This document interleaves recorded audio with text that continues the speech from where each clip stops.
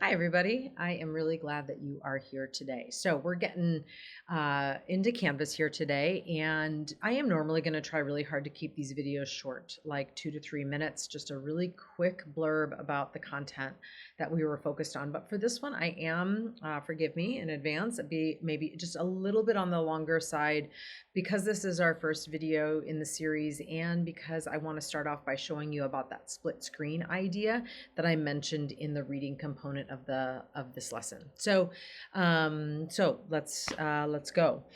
So here I am just with my login screen. Hopefully by now you have already bookmarked Canvas. I would put it in the bookmark bar. You can see here in mine, it's right here. There it is. I've even, to try and truncate my bookmark bar a little bit, I've removed the text component from a number of my bookmarks. If you're not sure how to do that, let me know. I'm happy to show you how to do that. Here are the big ones, of course, though, Canvas and PowerSchool. So I have those bookmarked right away. So here we are in Canvas. As we've already talked about, I'm going to skip over these login fields, and I'm simply going to scroll down to the login with Google button, and I'm going to punch that in there. All right, so here we are on the dashboard, and as I said, I'm going to start this one off by talking to you about that split screen piece. So if say I were in my sandbox here, and this is my play space. This is where I'm going to build new things that I might be using just to try, or, you can see just trying things, or maybe I'm actually building a whole unit out that I'm eventually going to copy over into my real course. So I think it can serve a lot of different purposes, and use it however it best serves you. But this is my safe space. This is my unpublished course. Nobody will ever see this except like right now when I'm showing it to you, but it doesn't see the light of day. It's a totally safe space. So how do I split screen? Well, I'm going to make sure I have these two tabs clicked on at the same time. So I've got this one clicked on. I'm going to hold down Shift and click on this one as well. And you can see they both have a little bit of a highlighting to them, which shows you I have them both highlighted. And then I'm going to I'm going to Control click or right click, whatever your method is of right clicking, your preferred method. And I'm going to add tab to new split view.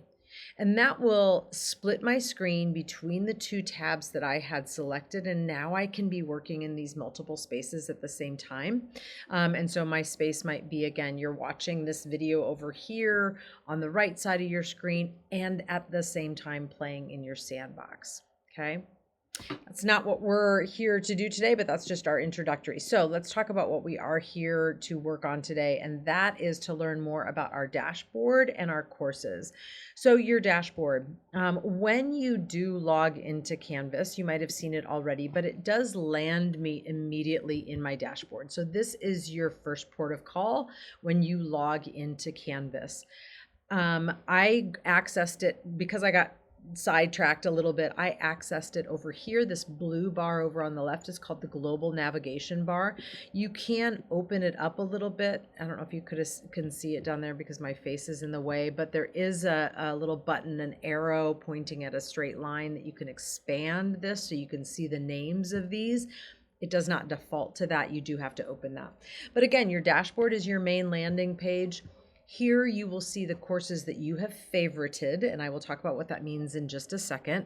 So these are the courses that I have favorited, both published and unpublished.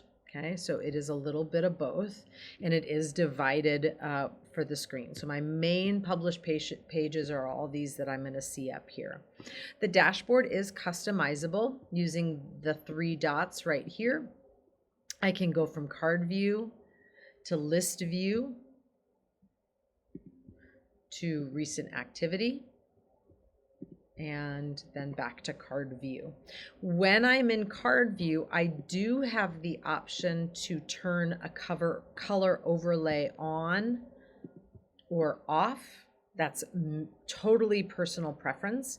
There's no right or wrong way there, just like there's no right or wrong way to view your dashboard. Do what makes you happy. The color overlay is set up right here under these three dots. I can choose a color overlay. Sorry, that's somehow hard to say.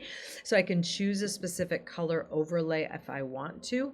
That is only visible to you as that is an individual user setting that you're controlling there. Okay, so there's your dashboard. Now, what course I don't like having color light overlay on, weird personal preference of mine, but I'm going to turn that back off.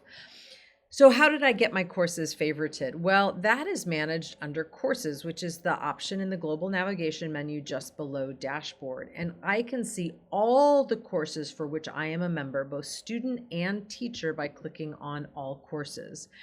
This is also organized by published courses, and you can see over here on the right-hand side, these are all my courses that I'm a member of that are published. And then here's all the courses I am a member of that are not published. Now, mine might look a little unwieldy compared to yours because I'm a member of a lot of other teachers' classes as in my role. And you also see that differentiation between these are grayed out, these not published courses versus my courses that are published. I also can see my past enrolled courses down here. So past courses I've been a teacher in, past courses I've been a co-teacher in, past courses I've been an observer in, all sorts of stuff, right? So these are my past enrollments. Now, the big thing I might want to do here is to favorite a class so that when I have it favorited, it appears on my dashboard. If I don't have it favorited, it won't appear on my dashboard, and I would actually have to come here to courses to get to it. I can favorite any course that is an active course. I cannot favorite any course that is a past enrollment. So if I come down here and I try and hover over my economics class from last year, I can't do that. Orange cannot be added to the course menu unless the course is active. So you can see I'm actually trying to click here. I can't do anything.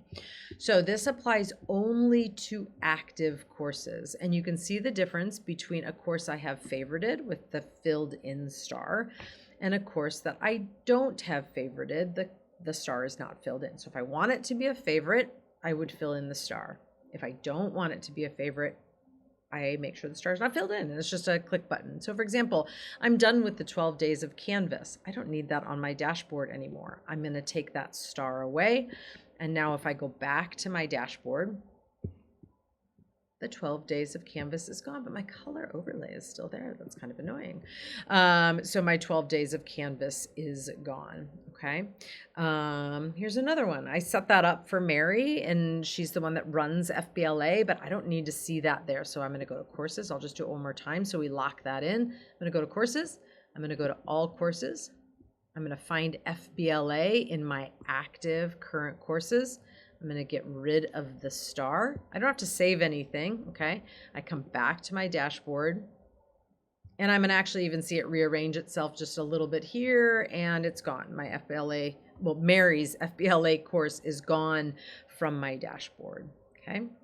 Actually, don't want theology there right now. I pop in there every once in a while, but I could easily get to it by going to courses to help the teachers in that class. So I can get rid of that star, go back to my dashboard, and there are the ones that I tend to pop in and out of more often. Okay, that's it. That's your dashboard, and that's your courses. If you have any questions, as always, let me know. I'm here to help.